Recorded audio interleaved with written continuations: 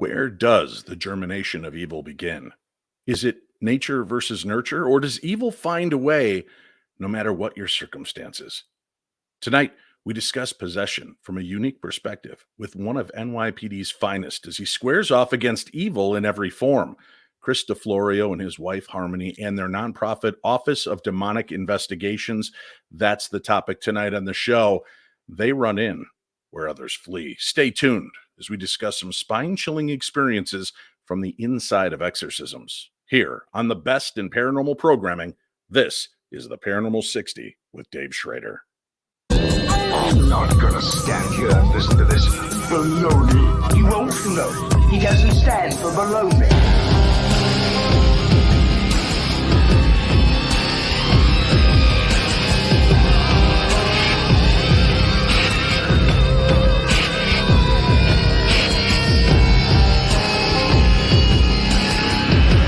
Sounds like a lot of supernatural baloney to me. Supernatural, perhaps. Baloney, perhaps not.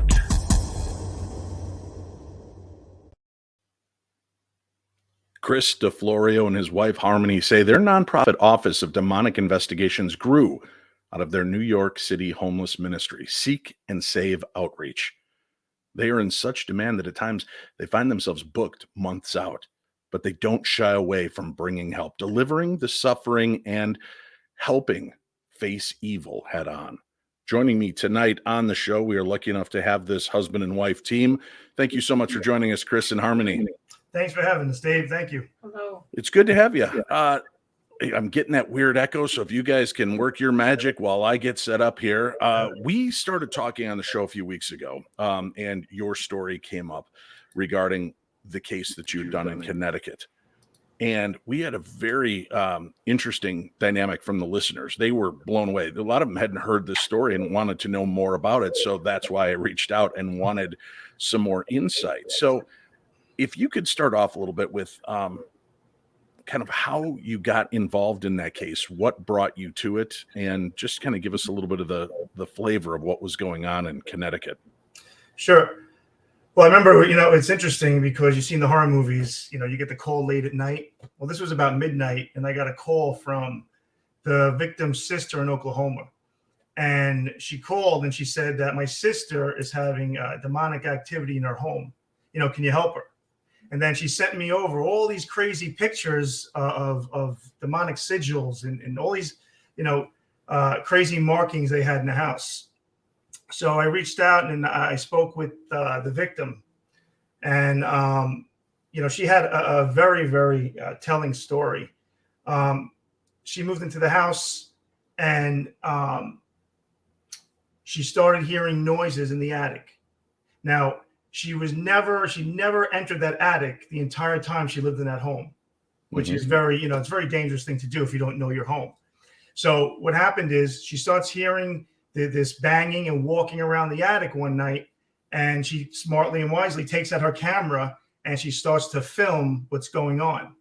And she says, we have that clip. Yeah, let's show the audience that. I actually thought maybe it was an intruder, and I was here in the house alone.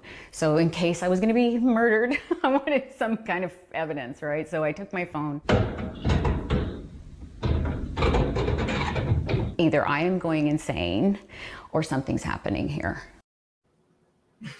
Yeah, listen, Chris, doing what I've done for 17 years and hosting the show and meeting people out in the field, I hear a lot of stories. And when you get in there, the banging, the cracking, the crazy noises that they're hearing are nothing like what they claimed when you get in.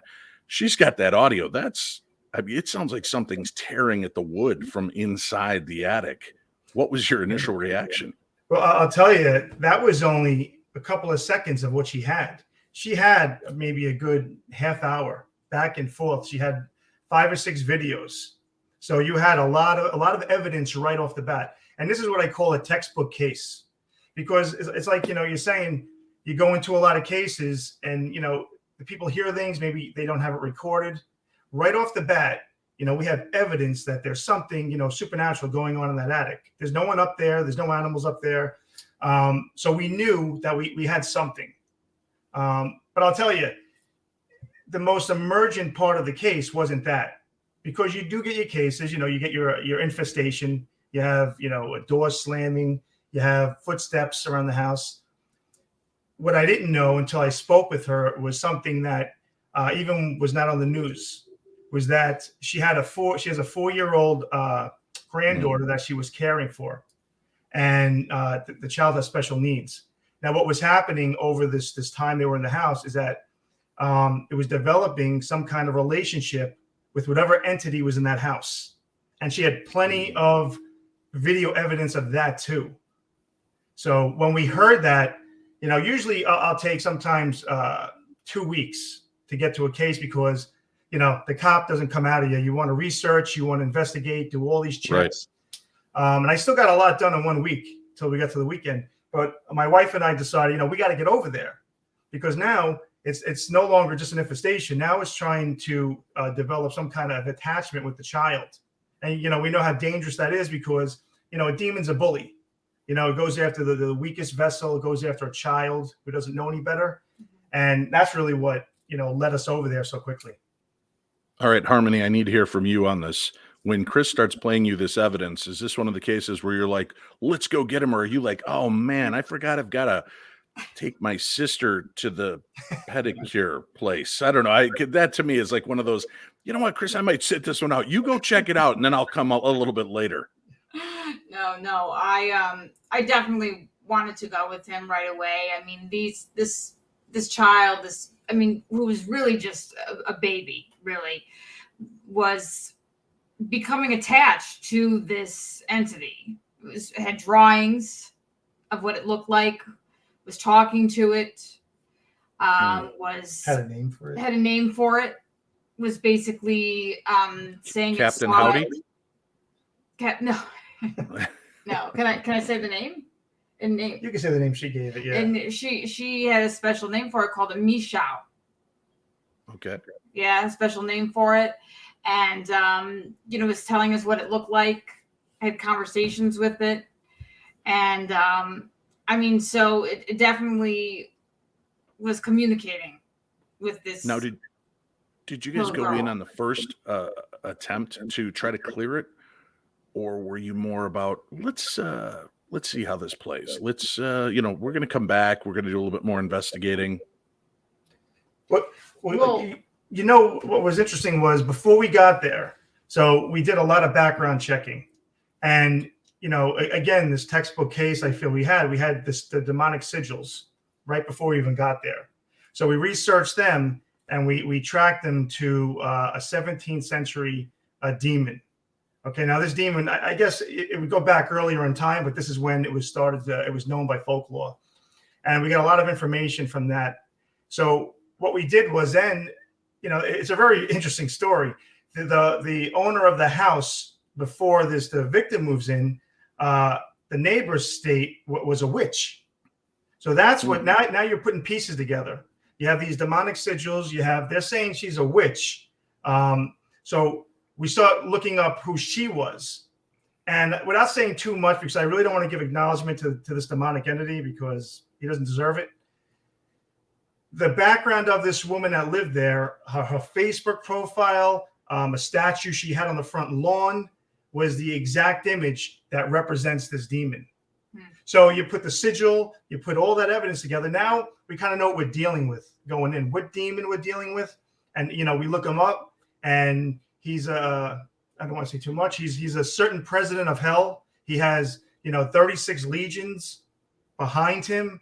So you kind of get yourself ready, because you're going into battle, So we kind of, we went there, and we had all our equipment. We use the same equipment that paranormal investigators use. We want to look around, we want to listen, we set up all gear, and we didn't know what to expect at that time, if we were going to just do an investigation, or if we're going to do that and then the exorcism.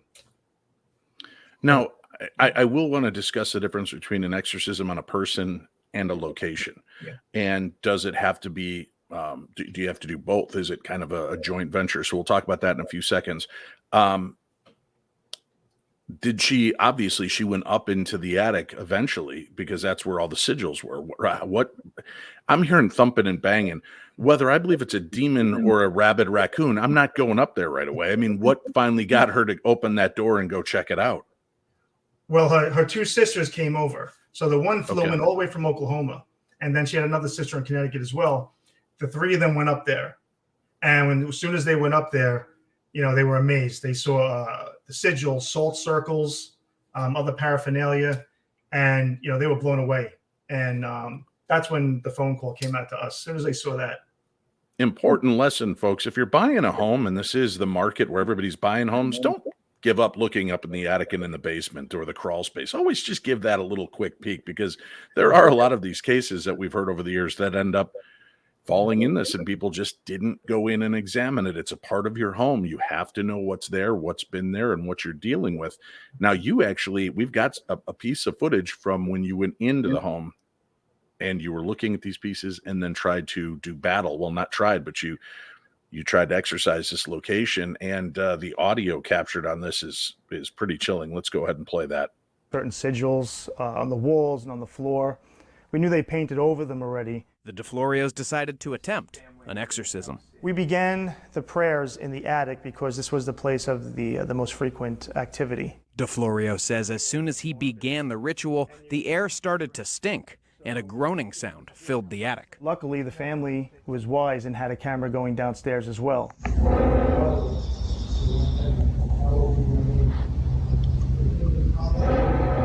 It took a few more visits and a few more blessings before the DeFlorios declared their work on the house finished.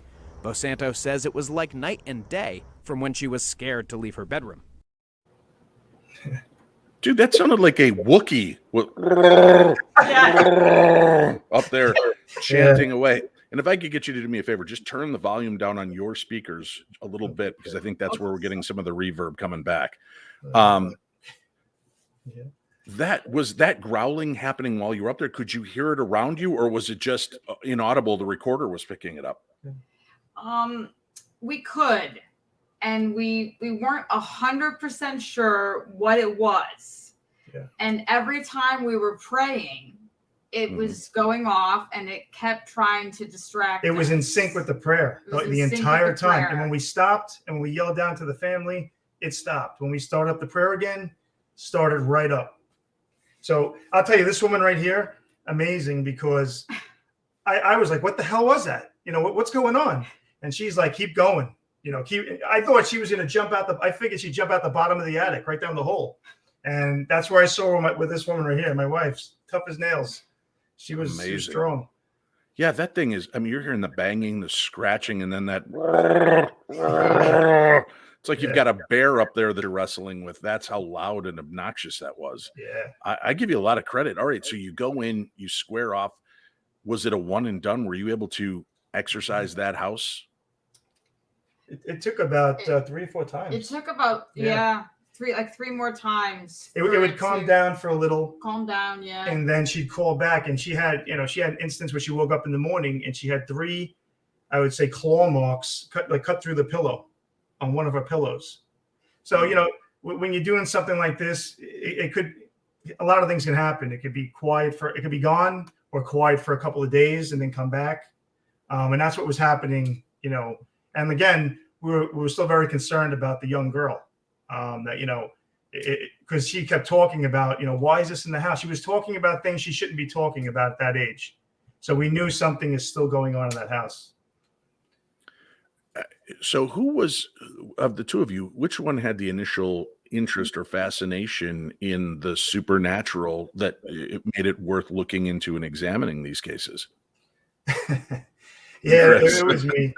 Okay. I've been a street person for about 13 years, getting involved with the homeless and seeing, some Right. kind Now of, let's define, when you say a street person, it doesn't mean you were homeless on the street. You the got to guy. clarify. People, remember, we've got a lot of white bread people listening to the show who go, oh, I didn't realize this police officer was homeless at the time. No. So you were working the street, you were helping the homeless, you were doing this, you were part of that community. Yeah.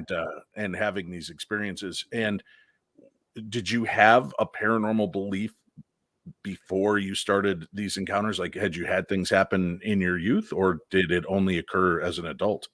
You know, it never happened. I never had a paranormal experience per se as a youth.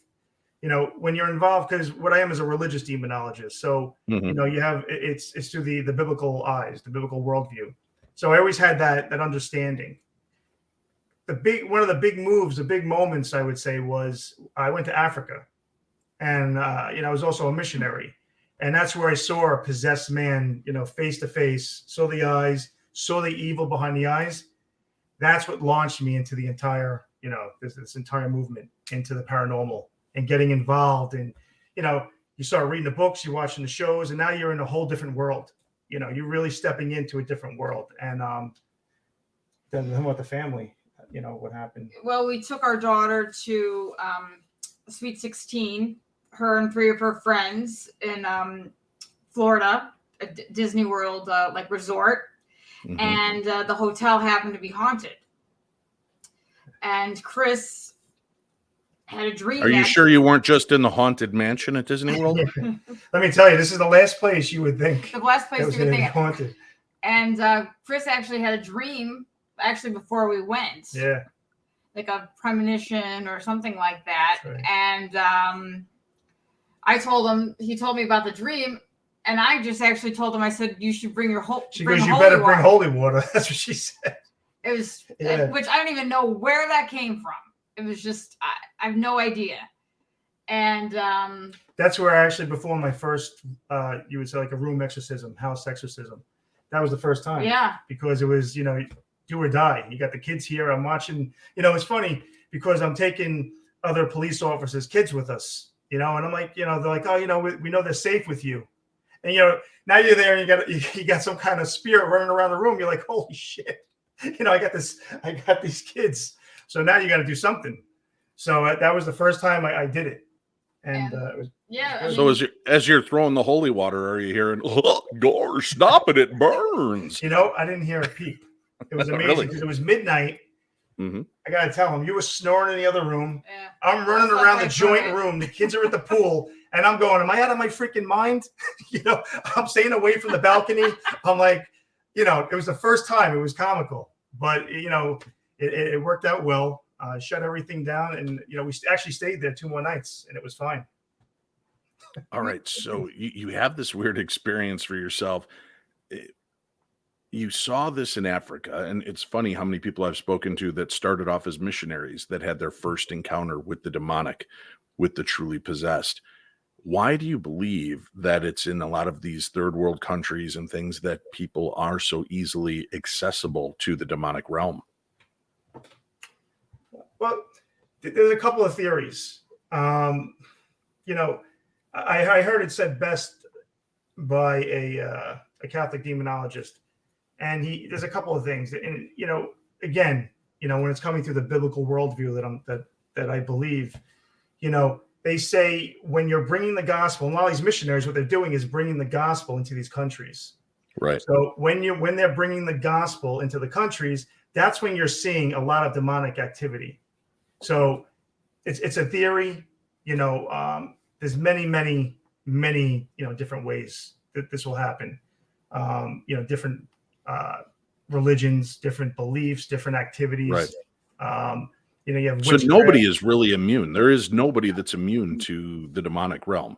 Yeah, I don't believe so. I think, you know, personally, I think it comes, you know, down to faith. You have to have a strong faith, but there are a lot of ways it can get in, you know, through curses, through, you know, objects, right? Lots of ways. And like you said, I mean, I think the demonic, they're not a respecter of persons. They'll go after anybody. There was a recent article out there. Burnt out Catholic exorcists are complaining that they face long lines of possessed people, but very little support from their diocese and their bishops. There is an overwhelming preponderance of people dealing with dark afflictions. Is this a surprise to you or no? Because you see this on the daily. It doesn't surprise me at all. I actually read that article. Yeah. And I couldn't agree more. I mean, it's happened to us. We're out here alone. The church we even go to, I can't even tell the priest. because they will not support it. They don't want to get involved in it. And that's only one church. There are a lot of churches, a lot of people that they don't want to get involved in this realm, helping. But you know what? You take the Connecticut case, and you have this grandmother and her 4-year-old granddaughter. How don't you run over there? How do you leave them? And this is what we've given our life to. This is, God willing, I'll be retiring in a few months, and it's going to be full time. When you're preparing for a case, does the dark manifestation start to try to affect you or Harmony before you maybe even get the phone call? Oh, yes. Oh, absolutely. We've had many things happen in our home. Like sometimes we'll have arguments, even on the way driving to Wait a minute. cases. Wait, a New York couple has arguments?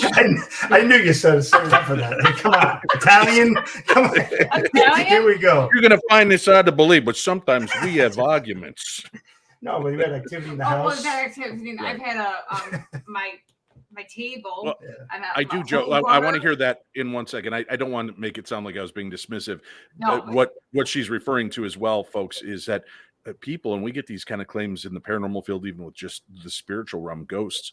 People will take over a new house. They get along great. They're a loving couple, happy couple. They get in, and an energy shift takes place, and they start fighting and bickering. And they realize it's almost like they're outside of themselves seeing this fight, and they're like, I don't know why I'm having this fight.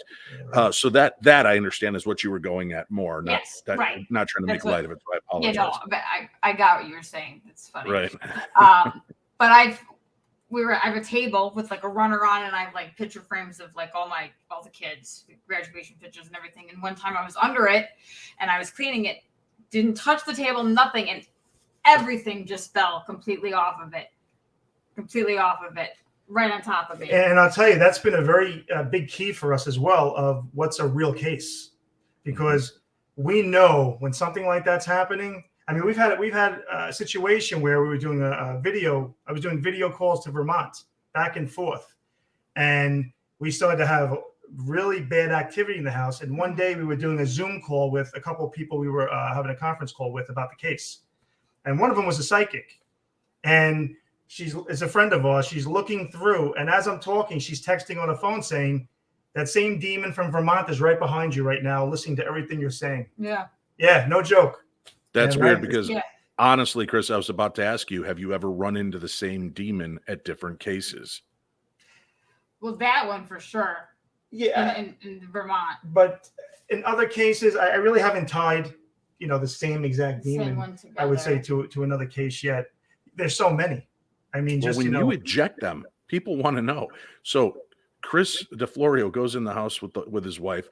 They do this prayer, this blessing, this sealing, and out goes the demon. Should somebody go knock on the neighbor's door, like and let somebody know, like, hey, we have a sexual predator. I live in the neighborhood. Should you be like, I just booted a demon out of this house, so if anything happens to spill out onto your property, give us a call? You see a lot of for sale signs probably in the neighborhood. I bet. Where does it go when you boot them out? Where do they go? Well, we go by what the Bible says, and it says that they go wandering the earth looking for a new place to go. We don't know. When we're doing the prayer, part of the prayer is leave harming no one along the way. Right. Go to where you're sent to go. So that's part of the prayer as well, because I mean, we did one about a month ago, and when I finished the last line, remember the dogs? Oh, the dogs, yeah. All the dogs in the neighborhood and the birds started going crazy. The birds downstairs started going crazy. And she walked into the hall, and the dog there was growling like you couldn't believe. We got that all on video. And every time we went out that day. Yeah. So we were sending it out. Yeah. Like as soon as we finished, we knew it left that house. It left the room it was in, and the neighborhood dogs were, were going wild. I don't know if you guys are able to hear that. Now, there are nights that my cat seems to find the catnip wherever we've hidden it, and he'll start freaking out. But as you started talking about that, my cat is standing over by my door, and he just turns and looks at me. And as you say, they start freaking out, the birds, the dogs. Yeah. My cat just starts going, oh, God. And it's staring at me. And now I'm like, what the hell's behind me? Oh, it's sensitive. Yeah. Yeah, either that or high. I can't tell if he got into the catnip again or not. These kids. Oh.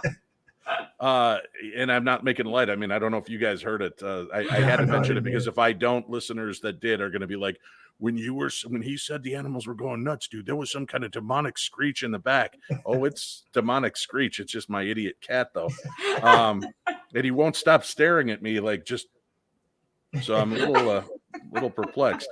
All right, I've got so many questions, Chris. I in Harmony, I apologize for throwing some of these in his direction, but being the fact that he's law it's enforcement, fine. you know, my dad is a cop. My bio dad is a former cop from Philly, and I've got other relatives that are, you know, in the police and have worked in that field, and they're very pragmatic, very logical based, right? But they also believe in gut instinct. They believe that they get a spidey sense, that tingling that lets them know something is off. So they, you know, my bio dad happens to be a firm believer in the supernatural as well. But is it tough to kind of divorce yourself from everything has to be logical and linear to being open to the fact that not everything's going to make sense when you're dealing with the supernatural? That was a little problem in the beginning because when I'm starting, you know, I get the call, comes in, I really do it just like a police officer. You know, I even have forms set up just like them that I made up. I want all the information. I want the medical history. I go through everything. I'm also a paramedic. So I go through the whole medical history of the people. And sometimes, you know, you do sit there, you know, you'll have some activity and maybe I'll focus too much on trying to see if it's not real. If maybe somebody's doing something behind the scenes instead of jumping into it like head first. Well, right. Right. I mean, well, we did have one case like that. Yeah. So once you see that, now maybe even during the case, you're trying to set them up to see if they're going to make the same thing happen because you weren't in the room when it happened. So like I was saying earlier, that police instinct, the training, you know, all the years on the streets, it doesn't leave you. But I think it could be a good thing too if you balance it out correctly, because I am a very firm believer in the supernatural. So you put it together, and I think you get a good investigation. I'm friends with a lot of cops that are paranormal investigators on the side, but man, do they keep a low profile.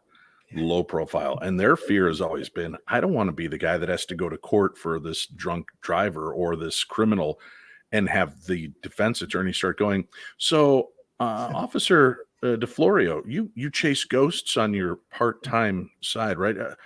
So do you believe it? I mean, trying to discredit you, is that a fear that you have? Have you had to deal with that? It's not like you're hidden. You're on the news. You're being talked about. You've got this ministry that helps people. Yeah.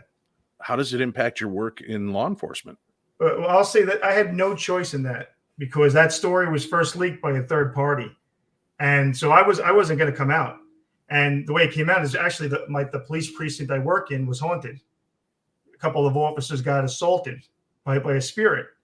And it's a very long story, but yeah, I had to do an exorcism in the precinct. And that happened. I kept that quiet for about 2 years. I never said a word. And somebody leaked it to the news. The next thing I know, we wake up, I'm on the front page. And what was I'm driving around 1 o'clock in the morning saying, I got to quit my job now. I said, I can't go to work. I said, you got to be kidding me. Right. So, but now actually I'm lucky right now because I'm off the street. You know, I'm very close to retirement. So they're kind of doing the right thing. You know, I'm the old guy. They call me, some of the cops call me dad. So, you know, I don't have to worry about that too much. So I'm very lucky. So you're at that stage where you're like, I'm too old for this shit, right? You're pulling the Danny Glover now? Yeah, Murtaugh, right?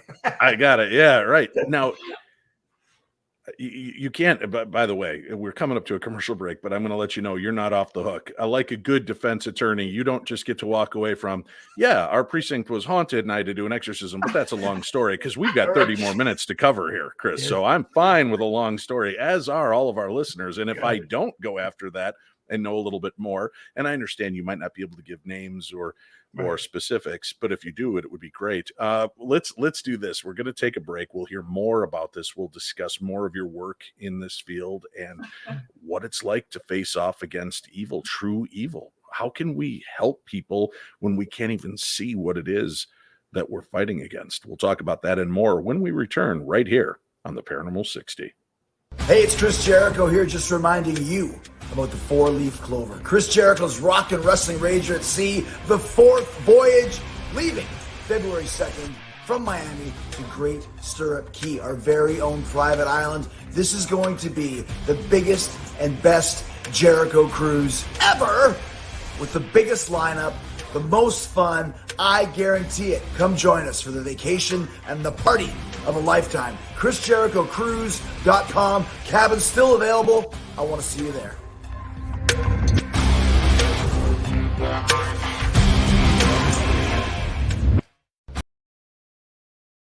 Join us at a paranormal convention like no other.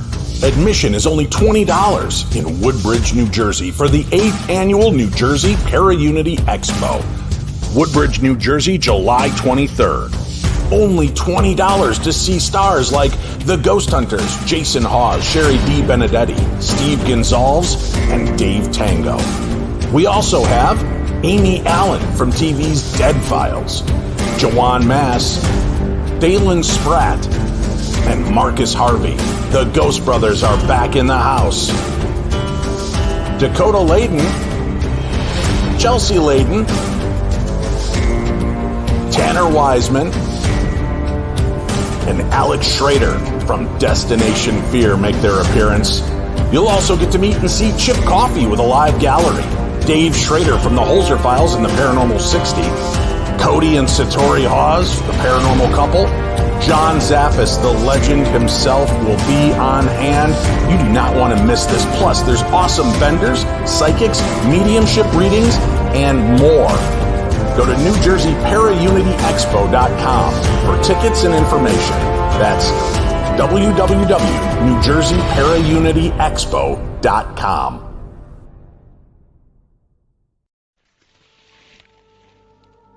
Haunted Magazine, issue 34, is out June 7th, featuring exclusive interviews by Chris Fleming and Gail Porter about their new show Spooked Scotland.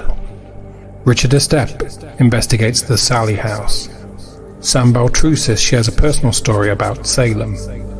Kate Ray explores the gnomes of Wollerton Hall.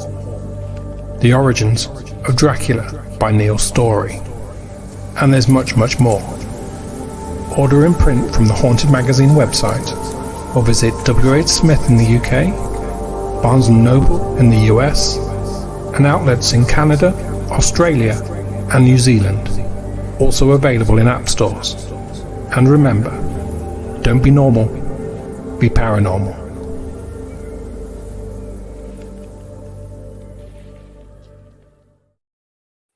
I'm Cliff Barrickman, and I've found Bigfoot and beyond at the Oregon Bigfoot Festival and beyond at the Clackamas County Fairgrounds. Meet me and other cryptozoology experts like Jason Hawes of Ghost Hunters, psychic medium Sarah Lemos, Travel Channel's David Schrader, and more. Don't miss this one-day event, the Oregon Bigfoot Festival and beyond at the Clackamas County Fairgrounds. Get tickets today. Oregon Bigfoot Festival, come on, come on. I believe it's time to go. That's what you got to do when you have the devil in your life. Get rid of him. There's no time to negotiate with these guys, folks. They're not going to make your life better. If they tell you they are, it's just a trick. How many movies do you have to see before you start to realize this? I welcome back our guests, Chris and Harmony DeFlorio, as we talk about the strange, the supernatural, and their work in helping to exorcise people from the demonic realm. Let me pull up a couple of these other photos we've got from... listen, you've been outed, Chris. There's no hiding now. There you are. Get your exercise. Finest boots demons in his spare time. Oh, look who else made it into this one. Harmony's there, catching ghosts and crooks. NYPD veteran spends spare time getting rid of annoying demons. And then fighting Satan is my higher calling, according to the finest. Real-life Ghostbuster reveals his path to becoming a demonologist. All right. I certainly, if you don't want to talk about that, if you just say I prefer not to go any further, that's fine. Ralph Sarchi, I've spoken to years ago on the show, is also, I believe, a New York police, or was a New York police officer who deals with this demonic realm. Have you and Ralph worked together or crossed paths? We haven't worked together. When I was first learning, he would give classes, and I would take his own, his live streaming classes. We had a conversation on the phone recently. nice guy. Tried to give me a lot of wisdom really quick because he knows I'm out here on my own, and it's good. That brotherhood of police officers is somebody I trust right off the bat. And so we had a nice conversation. Well, people are interested and they're looking for help and maybe just insight on what they can do in their own area. New York Demonic Investigation. That's New York Demonic Investigation. We will have a link up for your Facebook page and any other links you want me to provide so that people can find you. And I know you can't make yourself available all around the United States and around the world to go out and exercise these locations, but are you willing to at least kind of advocate for people, talk them through what they're doing and maybe how they can get rid of these things on their own? Oh, yeah. We speak to a lot of people. We get 2 or 3 calls a day. And we will be traveling. We have a case waiting in Haiti, a voodoo case right now, Barbados, and a few around the country. So it's tough right now. Like you were saying earlier, we have people waiting, unfortunately, 5 months right now. But we do travel, when we can, and we do, get on the phone a lot and maybe help people work through it or send them to somebody in their local area. I know, being an investigator and going into some locations where it's believed to have darker manifestations, the demonic or something malevolent, I'm always a lot more cautious with Cindy, my partner. Cindy K is the investigator and a medium. And sometimes it's hard to divorce yourself from that fact of this is somebody I care about as a friend and also an investigator. Is it hard for both of you to rectify that at times because you worry about the other person? Do you ever have to, and how do you kind of break that mold so you can focus on the moment and not on each other? Chris, why don't you start with that if you don't mind? Yeah, it is something I'm always thinking about because it's just Harmony and I working on the cases. Once in a while we'll have a third person when he's available, but the majority of the time, now I have walkie-talkies just if we split up from a room, but it's your wife, so it really takes on a whole nother life that the whole calling to protect your wife. Now we're going into a demonic house, and it is always on my mind. We had a case where she started getting sick last week. She started getting nauseous. She couldn't stand. So now, I got to help her sit down. I have to watch over her, and even the victim was getting sick.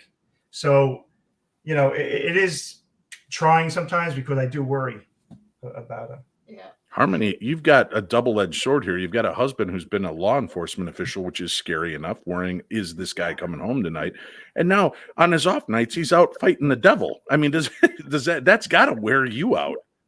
Well, that's why I started going with him, actually. He started this going alone, the demonology, on cases, and he came home so anxiety-ridden, and it just was...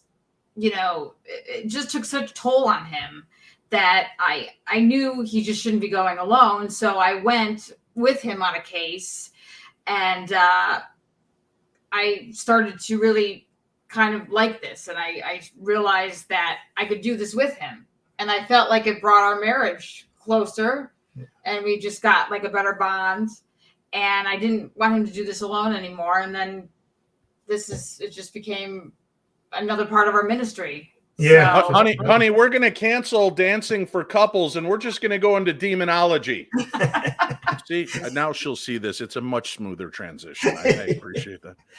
That's you work and you've seen a lot dealing with the homeless. People are very easy to excuse and throw away those people and blame things on mental deficiencies or mental issues, which I'm sure there are plenty of.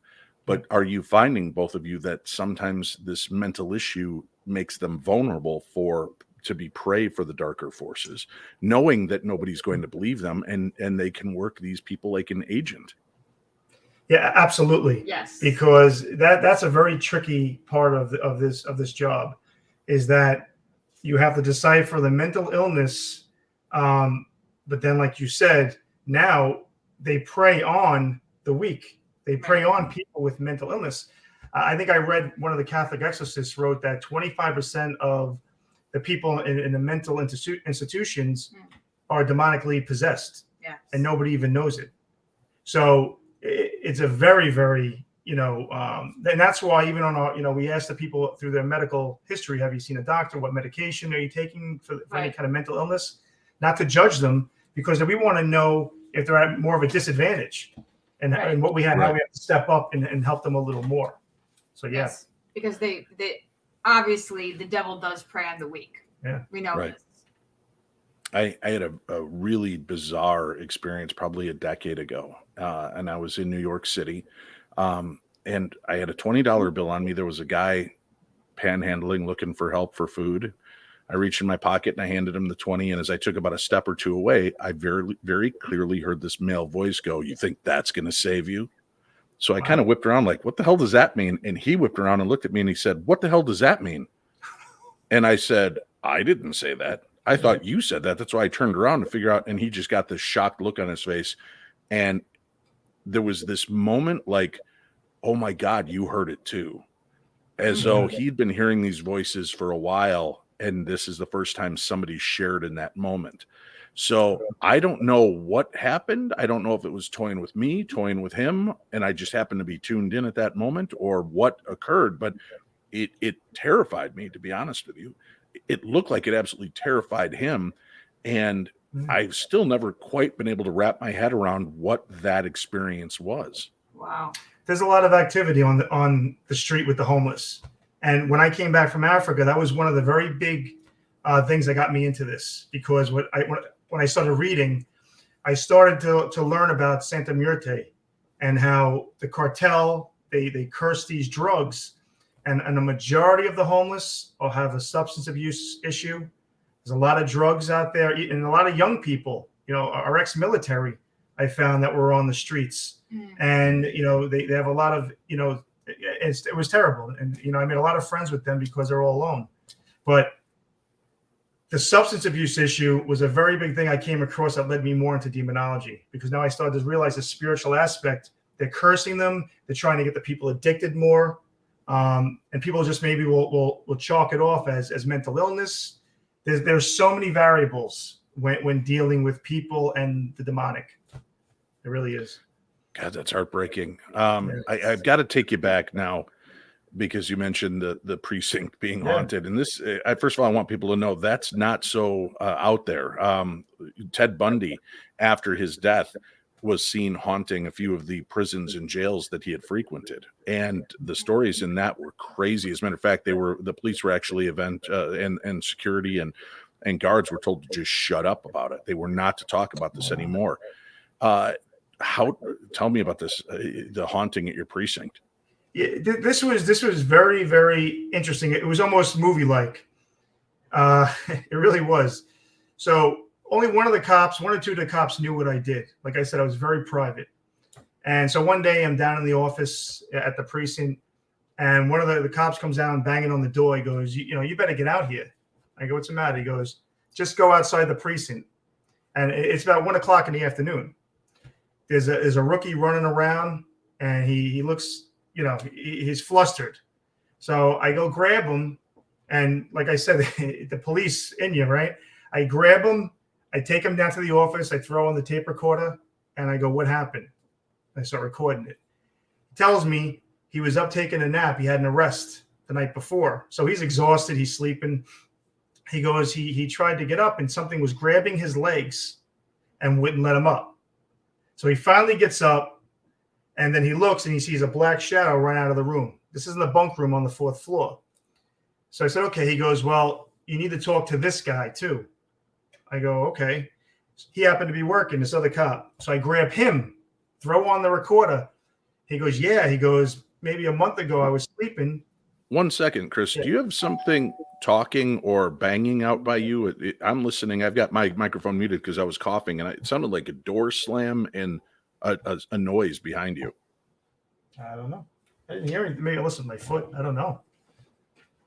No, I don't think so. Very weird. All right. I'm sorry to bring it up. I'm just curious. No. As you're getting into this and discussing it, right. I'll review the audio. We can do that as well. But that was weird. Please go ahead. So this other officer was sleeping in the bunk beds, heavy metal bunk beds. And he said it got dragged across the floor about 5 feet.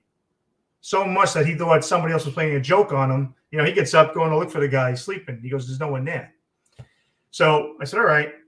So now I'm like, what do I do with this? This guy's outside telling all the cops, going crazy. And, you know, I know the staff very well, the supervisors. So I go and I go in the office and there's a lieutenant in there. And, you know, nobody knows what I do. You know, they just know me as, you know, I joke around, I do my job. And I said, listen, you're going to have a problem in a minute. And they're like, all right, what are you talking about? And this is the third in command of the precinct, this lieutenant. I go, well, you got a cop outside. Right? You know, how do you say this? How do you say this to a police lieutenant? I said, you got a guy outside. He's saying he got attacked by, I said, like a ghost. You know, that's how I could say it to her, a ghost upstairs. And he's outside flipping out. And she's like, what, are you kidding me? I go, no. I go, he's out there. I said, the only reason I'm telling you is because he's out there doing it. And I said, I kind of handle these things. You know, I have a little experience in them. And now they're all like, what the, you know, like what's going on here, right? All the sergeants, everybody. And I'm like, all right. So I'm thinking they're all going to joke about it. She gets on the phone. She calls the commanding officer in the other office, right? I'm like, you got to be kidding me. I said, how the hell did I get involved in this?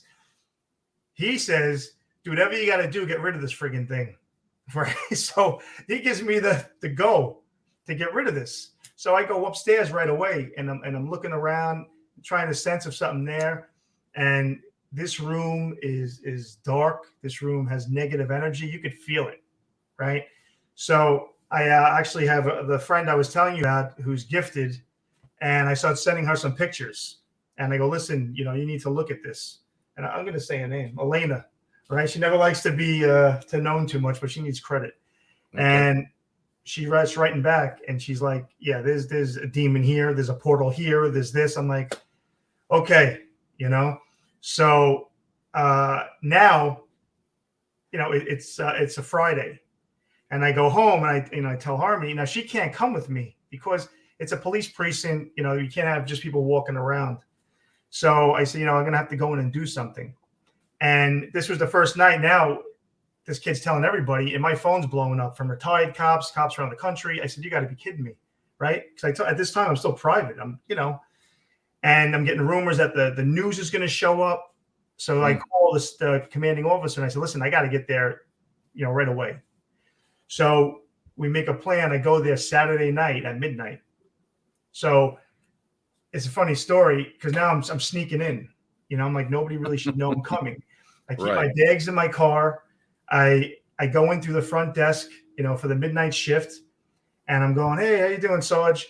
And the cop who sits at the desk on the phones goes, oh, you're here. You're going to do an exorcism. And I go, you got to be kidding me. So now I'm like, this is great. So I get my bags, I sneak them up the stairs, up the fire escape, 4 flights. I don't want anybody to see me.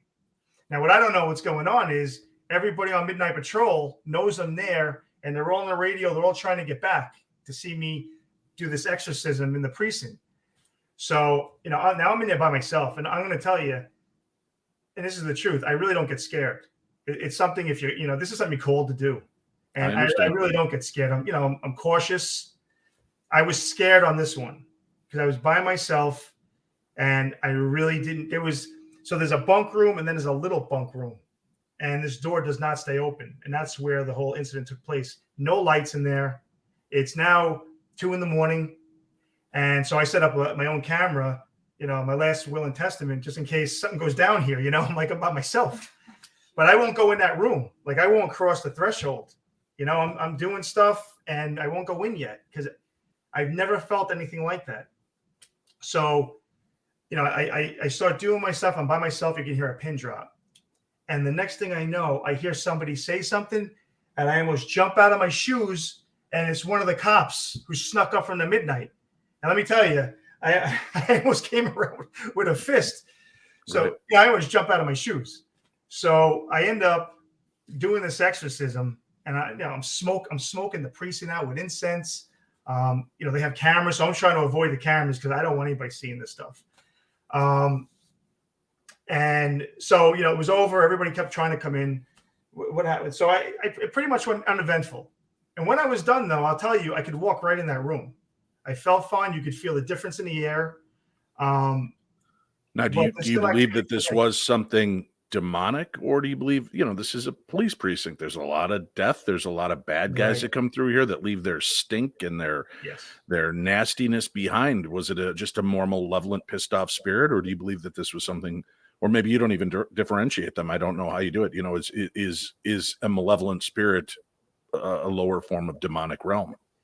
There absolutely was, I would say, a human spirit there, but 99% of the time, but even behind every human haunting you have, there's a demonic presence in the background, whether they're showing themselves or not.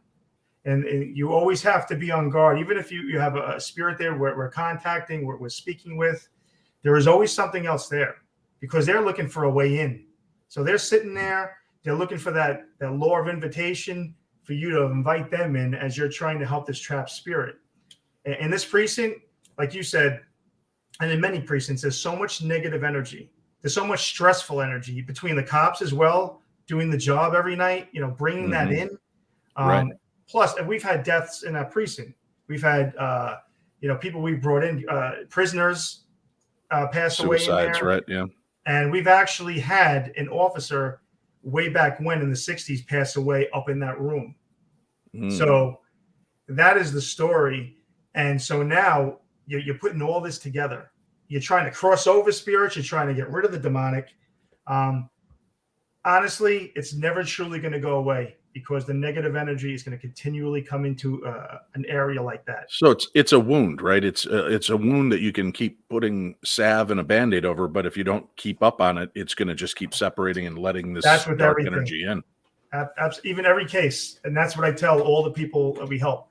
We can get rid of it now. It's up to you to keep it out. It's up to you to keep that energy where it should be, the positive vibes, keep your house a certain way, come to faith, protect yourselves, because that's really what, against the demonic, that's what you're going to protect yourselves with.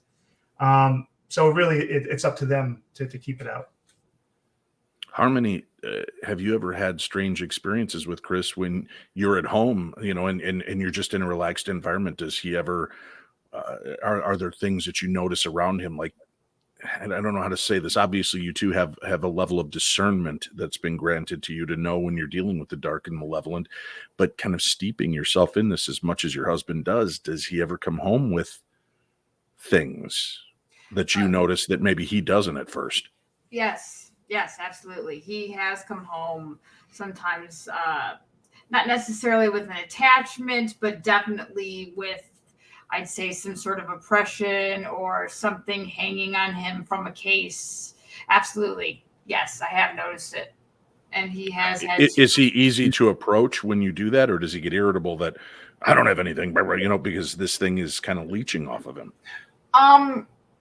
It depends. It depends on, sometimes he'll listen.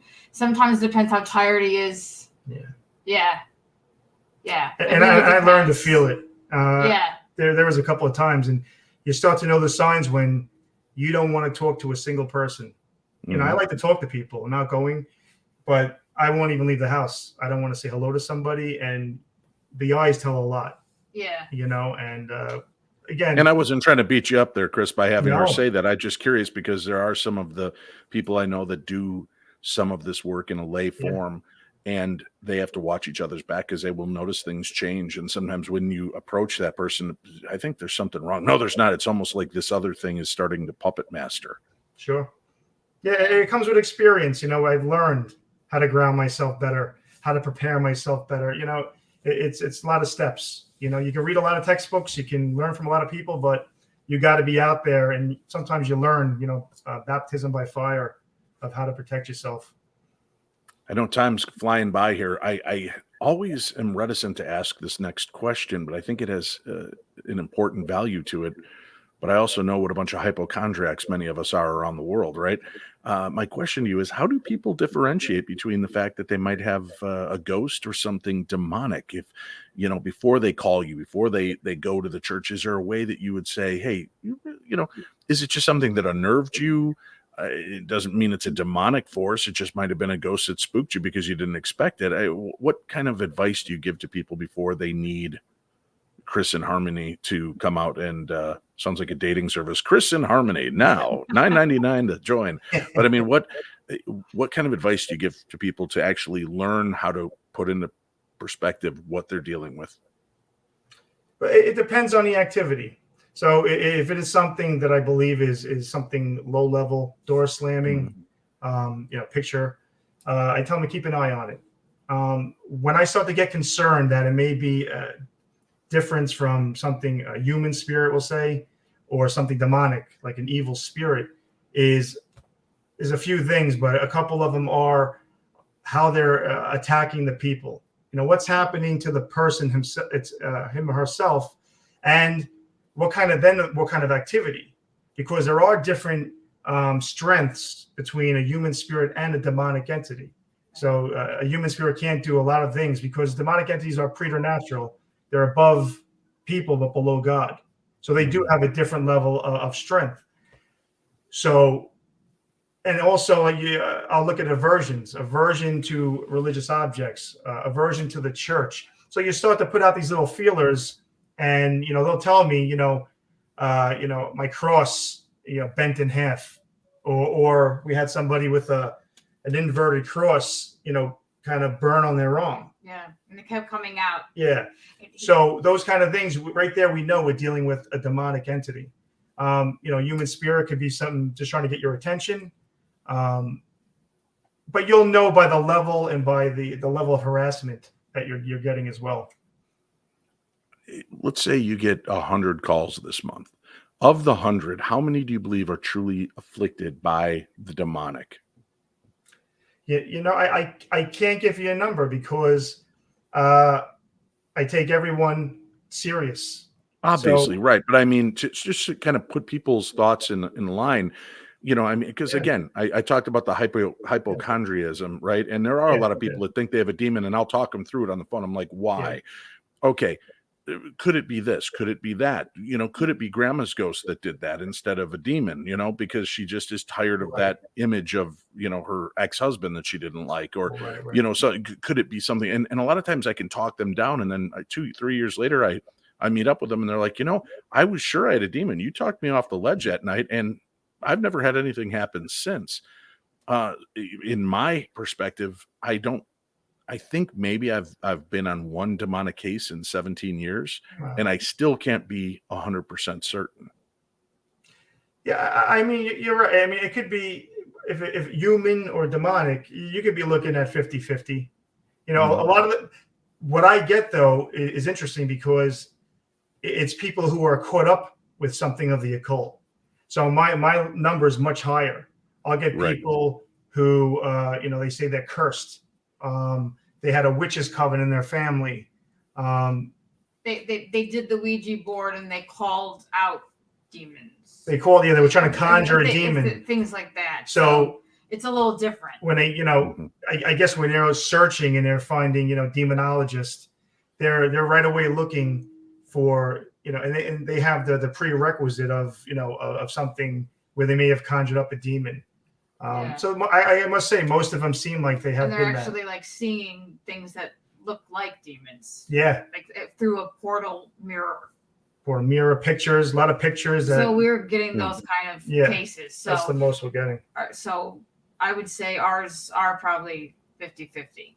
But for probably most people, you're right. Maybe it could be grandma's ghost. Yeah. Yeah. Is it best for people to reach out to you via your Facebook page to communicate with you with any questions, concerns, or fears? They can reach me personally on Facebook, my name, or the New York Demonic Investigation, or even I got a dedicated phone line. A lot of people call that now. It's 516-778-3324. All right. We'll include that number on today's program guide. Again, please, folks, this isn't for you to call up and just pick his brain. This is if you are in dire need, if you're in trouble, or somebody you love, you feel is. you leave that line for the people that are really dealing with something, not just your curiosity. Chris will appear on shows like this so you can hear questions. And I'd like to invite both of you to come back again later on this year, and maybe we could talk about other cases and things, because I know our 60 minutes is up, and it's been a pleasure speaking with you. And I thank you both for the education and the insights, and for the work that you do, not only in the realm of helping deliver people from demonic forces, but in the realm of helping the homeless, because that, I think that fortifies and strengthens you, showing your heart and compassion. And that, I think, has to work for you to help when you're dealing with the demonic realm as well. Thank you, Dave. Thank you very much for that. Thanks. Thank you for having us. A pleasure being on your show. Yes, Great time. Thanks. Thank you. We will have you back. I promise. I know I want to talk more, and I know there's going to be a lot more questions. So we will do that here in the future on the Paranormal 60. Old devil got to the gates of hell, said punch it far up, we'll scorch your well, singing fi, diddle-I, diddle-I, fi, diddle-I, diddle-I, day. Out come a little devil, a dragging a chain, she picked up a hatchet, split out his brain, saying fi, diddle-I, diddle-I, fi, diddle-I, diddle-I, day. Tonight, we examined an aspect of life that's terrifying, showing the vulnerability of all of us, how evil can affect us. Although I don't believe there's a devil in all of us, I can see how we can open ourselves to these possibilities. So heed our guests' warnings. I'd like to thank my guests, Chris and Harmony DeFlorio. Please consider helping their work and journey helping others. You can check out the links that we provided below. And thank you all for visiting the Paranormal 60 and allowing me along your journey. May the darkness be a little more light with the information that we shared here. Make sure to like this video and podcast, subscribe, and tell everybody you know about it. And for all of our new listeners, thank you for joining the family. You've been listening to the best in paranormal programming. This is the Paranormal 60 with Dave Schrader.